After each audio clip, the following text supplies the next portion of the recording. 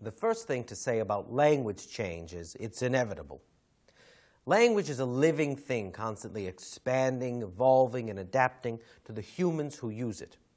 We see language change in all areas of language: syntax, phonology, orthography, and semantics. For now, let's just focus on semantics and on one particular area of semantic change which always grabs people's attention: slang.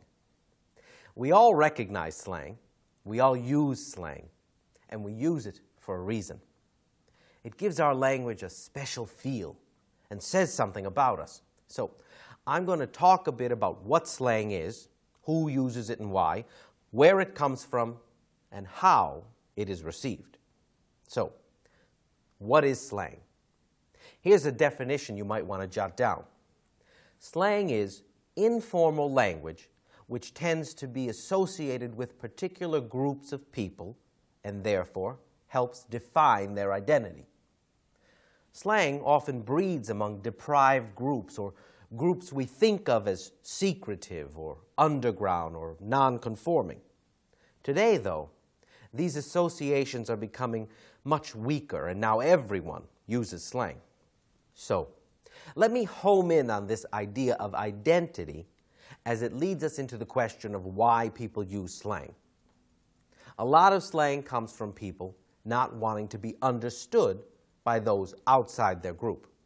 We typically think of using language in order to be understood, but another use of language is to prevent understanding. People use exclusive or private language to give their group a distinct identity.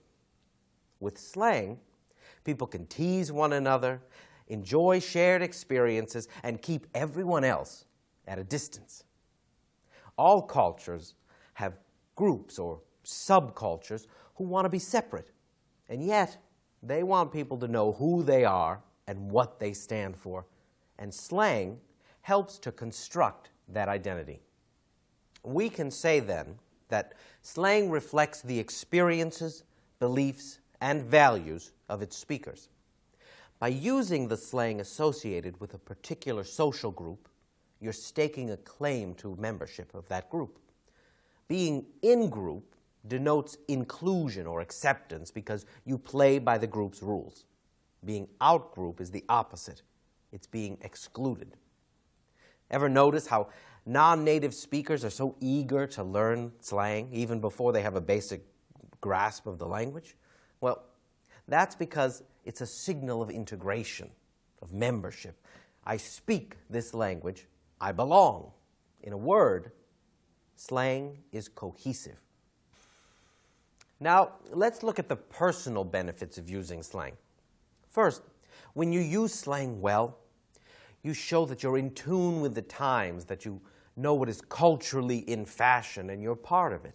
Using slang makes you desirable. The second benefit of using slang is that you demonstrate your mastery of the situation. You become an expert. This is because slang is only used in certain settings, and knowing how and when to use it, or when not to use it, gives you a kind of status. A third benefit of using slang is that it allows you to share social and emotional experiences, so it reinforces your relationships. For example, if you say to your friend, "My new sound system is really safe," you're saying more than just, "It's very good." Your use of slang equates sharing an emotional experience. And a fourth benefit of using slang is it's fun. It's often humorous and very creative, like poetry. The semanticist S.I. Hayakawa actually described slang as the poetry of everyday life. In other words, slang is also a form of play or entertainment. So, what are the major inspirations for slang? Well, there are a few that never seem to go out of fashion. I'm talking about love and romance. It's also used for emotional expressions of like and dislike, and you can probably think of dozens of them. These particular slang terms seem to have a pretty short life. They're being replaced by newer words and phrases all the time. And like I said, if you want to stay cool, you've got to keep up with the changes. But there's another category of slang term that's really taken off recently. And that's the slang of new technology. Things like personal computers, the internet, email, and mobile technology.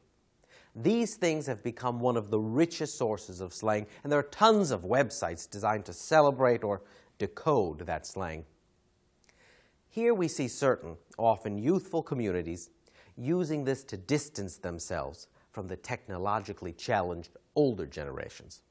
So, we've seen what slang is, who uses it and why, and what inspires it. But what about the present-day attitudes towards it? Well, slang may be widespread and no longer taboo in the way it once was, but that doesn't mean everybody likes it. Some see it as decadent and insist on associating it with groups they see as undesirable or uneducated. They see themselves as guardians of the language and view any kind of change as change for the worse. In my opinion, this is absurd. I personally think slang is a sign of life, vibrancy, and beauty in language. As I said at the outset, language is a living thing and will always change. Yet, it seems like people are programmed to view any language change negatively. Okay, so I'd like to summarize now today's main points with a quotation from linguist Tony Thorne, who says, "Slang often performs an important social function, which is to include into or exclude from the intimate circle." So, yes, it may still have negative connotations, but slang is here to stay. It even has taken on an aura of respectability by becoming the subject of serious academic study. And why not? As I've tried to show, it's a fascinating social and linguistic phenomenon.